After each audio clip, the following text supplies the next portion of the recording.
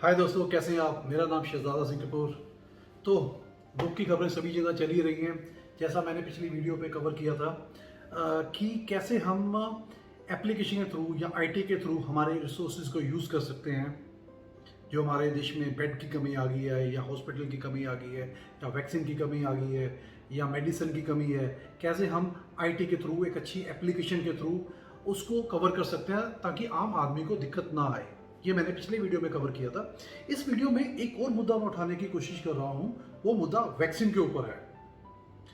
मैं वैक्सीन का एक्सपर्ट नहीं हूँ, पर मुझे बिजनेस की समझ है, क्योंकि मुझे तकरीबन 25 साल हो गए बिजनेस करते हुए। तो मुझे बिजनेस सेंस है कि कहाँ पर हमने गलती की है।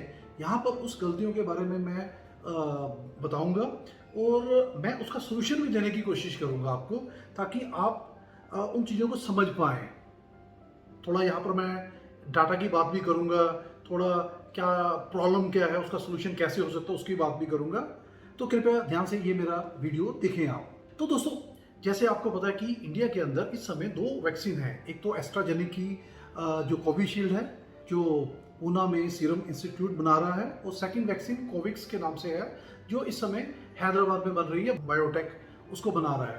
तो दोनों की जो प्रोडक्शन कैपेसिटी है, जैसे मैंने जो इंटरनेट से चेक किया, जो सीरम इंस्टीट्यूट बोल रहा है उनकी 5 करोड़ या 6 करोड़ के लगभग है कैपेसिटी पर ईयर की, और जो भारत बायोटेक है उसकी कैपेसिटी तकरीबन 1 करोड़ के आसपास है। अगर दोनों की इस समय की कैपेसिटी को हम देखें, वो 6 करोड़ के आसपास है।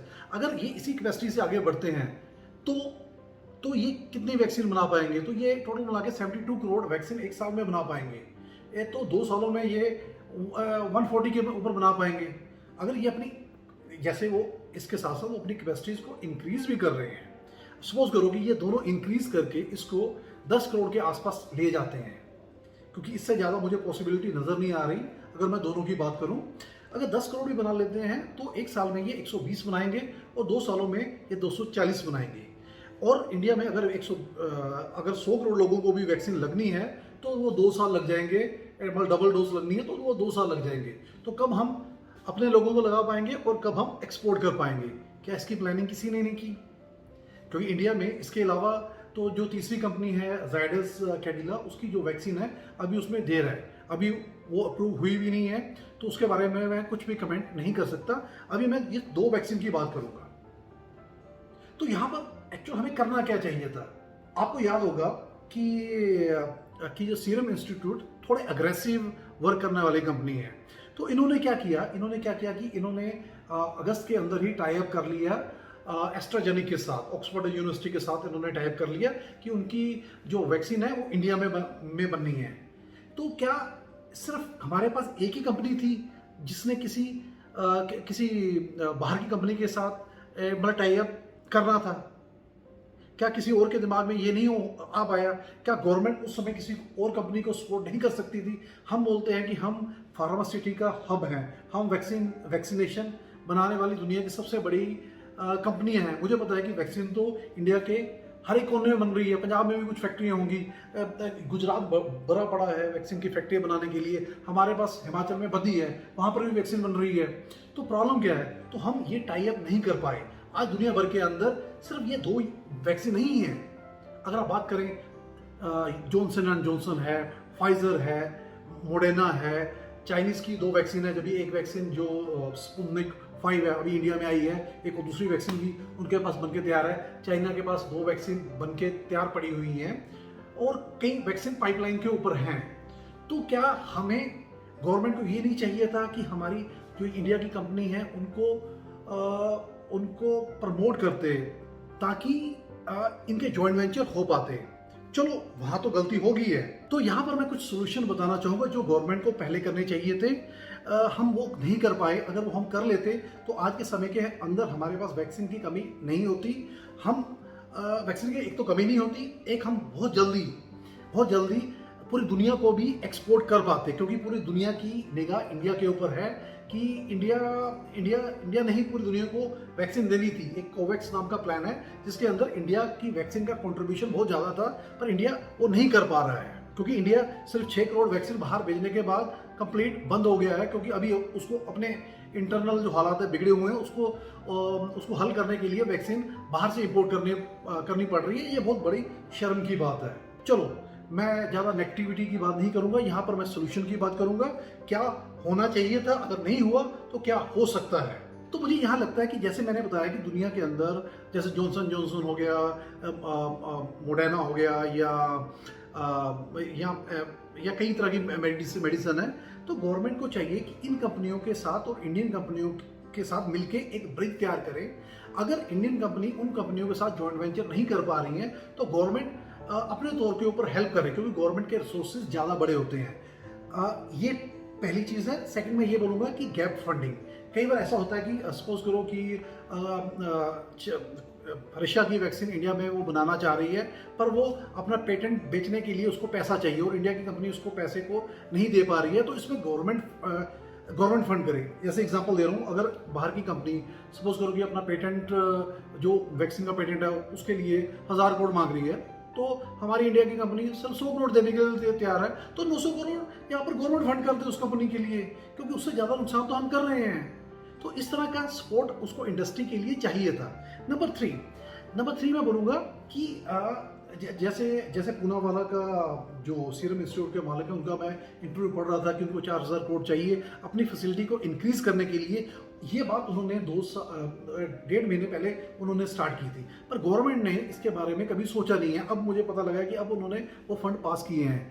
अब ये बोलेंगे कि अब तो जो नुकसान होना हो चुका है, पर चलो जल्दी से जल्दी जो उनको फंड चाहिए 4000 करोड़ चाहिए उनको दें, क्योंकि ऐसा होता है कि क्योंकि सभी के पास फैसिलिटी होती है, मैन्युफैक्चरिंग फैसिलिटीज होती है। अगर कोई भी कंपनी अपनी मैन्युफैक्चरिंग फैसिलिटी को बहुत तेज़ी से बढ़ा दे और बाद में वैक्सीन की एक साल के बाद डिमांड कम हो जाए, तो उसकी मैन्युफैक्चरिंग फैसिलिटी वेस्ट हो जाएगी। तो यहाँ पर गवर्नमेंट को यहाँ पर उनकी हेल्प करने की ज़रूरत है, प्रमोट करने की ज़रूरत है, फंड करने की ज़रूरत है, ताकि जो इंडस्ट्री की प्रॉब्लम है, जो फार्मास्यूटिकल इंडस्ट्री की प्रॉब्लम है, उनको हल किया जा सके। इसके साथ ही मैं चौथा पॉइंट यहाँ पर यह बताना चाहूँगा कि बहुत सारी कंपनियां हैं, जैसे जॉनसन एंड जॉनसन है, फाइजर है या मोडेना है। ये कंपनियां तो इंडिया के अंदर भी हैं, इनके यहाँ कहीं ना कहीं जॉइंट वेंचर है या इनके पास अपनी फैसिलिटीज इंडिया के अंदर हैं। तो क्यों ये कंपनी अभी तक इंडिया में मैन्युफैक्चरिंग नहीं कर पाई? इसका क्या रीज़न है? रीज़न मुझे नहीं पता, पर मैं यहाँ पर गवर्नमेंट की बेवकूफ़ी मैं बताना चाहूँगा कि अगर ये कंपनियाँ इंडिया में हैं, इंडिया में इन कंपनियों को लाइसेंस दिए हुए हैं, तो इन कंपनियों को डिप्लोमेटिक तरीके से प्रेशराइज किया जा सकता था कि वो अपना पेटेंट या अपनी फैसिलिटीज़ के अंदर ये वैक्सीन यहाँ पर बना सकते, पर ये नहीं हो पाया। तो अभी भी चांस है। तो गवर्नमेंट डिप्लोमेटिक तरीके से इन कंपनियों से बात करे और इनकी प्रोडक्शन को भी इंडिया में लेके आने की कोशिश करे, क्योंकि ये जॉनसन जॉनसन या फाइजर कंपनियां ऑलरेडी इंडिया के अंदर सेल्स के अंदर हैं, या मुझे आइडिया नहीं, शायद मैन्युफैक्चरिंग के अंदर भी हैं। और एक और पॉइंट की बात करूंगा, जैसे सीरम इंस्टीट्यूट है, उन्होंने कोशिश की, ज़ायडस कैडिला कोशिश कर रहा है, और तीसरी कंपनी जो इंडिया की है बायोटेक है, भारत बायोटेक है, उसने कोशिश की है। इसके अलावा किसी और कंपनी ने इनिशिएटिव लेने की कोशिश नहीं की, जबकि इसके अलावा भी बहुत सारी कंपनियां हैं जो वैक्सीन बनाने वाली कंपनियां, जो बहुत स्ट्रॉन्ग कंपनियां हैं। मुझे रीज़न नहीं पता, या तो उनके पास फंड्स नहीं थे या उनके पास बिल नहीं थी, मुझे नहीं पता क्या नहीं था, पर उनको भी थोड़ा अग्रेसिव होके बहुत पहले ही, जैसे सीरम इंस्टीट्यूट ने एस्ट्राजेनेका के साथ किया, उस तरह के समझौते पहले ही कर लेने चाहिए थे। यहाँ पर मैं सीरम इंस्टीट्यूट का थैंक यू करना चाहूँगा कि उन्होंने कम से कम एस्ट्राजेनेका के साथ पहले ही समझौता कर लिया, नहीं तो हमारे पास अभी तक सिर्फ एक ही वैक्सीन होती और हमारे पास इससे ज़्यादा दवाई हो चुकी होती। चलो, नो हॉल, ये कुछ सजेशन है। अगर इस सजेशन किसी आदमी को अच्छे लगते हैं तो आप इसको फॉरवर्ड करें, कोशिश करें कि जो ब्यूरोक्रेट्स तक हैं या हमारे जो नेता लोग हैं उन तक ये पहुंचा पाएं, ताकि उनको भी समझ में आए, यार इस तरह से प्लानिंग करने से भी हम अपने रिसोर्स को यूज़ कर सकते हैं। हम रैलियों में जाके लोगों को गलत रास्ता दे के हमने इतनी बड़ी प्रॉब्लम तैयार कर दी है, तो अगर इस तरह की प्लानिंग कर लेते तो हम इससे बच सकते थे। चलो, देर आए दुरुस्त आए, ये कोशिश करनी चाहिए।